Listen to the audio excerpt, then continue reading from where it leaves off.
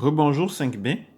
Alors, je vais continuer ce matin, présentement, avec des cadrans sur un plan cartésien. Alors, rappelle-toi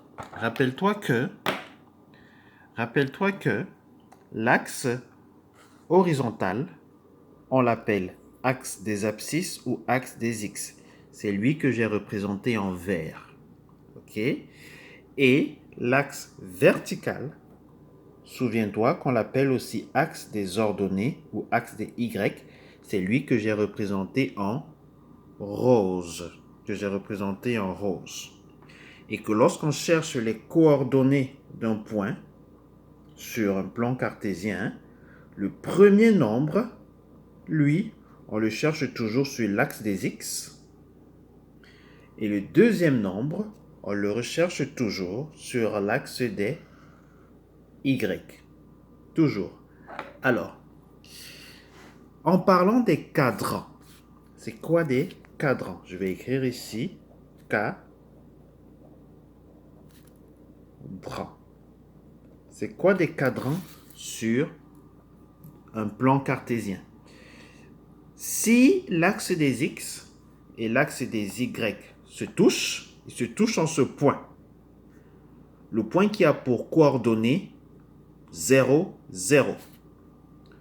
En général, on l'appelle le point O pour origine. O pour origine. Il a pour coordonnées 0, 0. C'est ce point-là ici.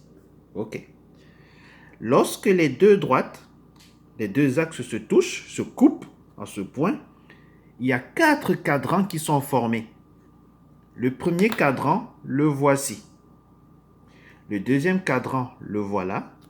Le troisième, le voilà. Et le quatrième, le voilà. Alors, le premier cadran, il est toujours au-dessus de l'axe des x et à droite de l'axe des y. Et tous les points qui sont dans ce cadran sont tous les deux positifs. Le premier est positif, le second est positif.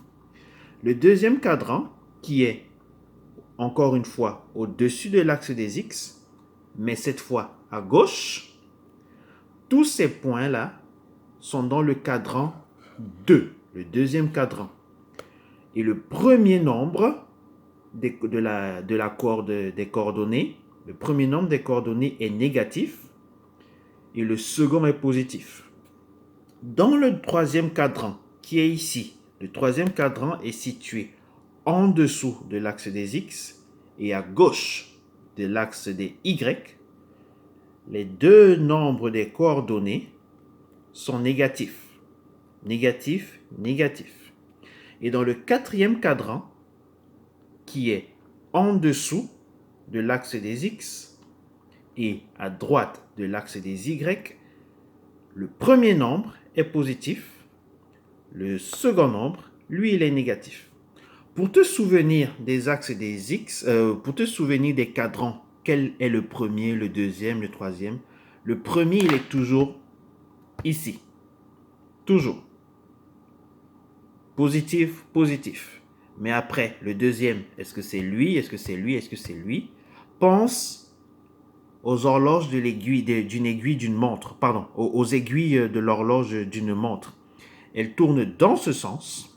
Mais toi, pour reconnaître tes cadrans, tu vas tourner dans le sens inverse. Donc, si je commence ici, le deuxième est là. Si je suis le sens inverse des aiguilles d'une horloge, premier, deuxième, troisième, quatrième. C'est ce qu'on appelle des cadrans. Et aussi, comme je te l'ai dit, le point où se touchent nos deux axes, l'axe des x et l'axe des y, on l'appelle aussi le point d'origine. En général, on l'écrit O. Et il a pour coordonnées 0, 0. Merci.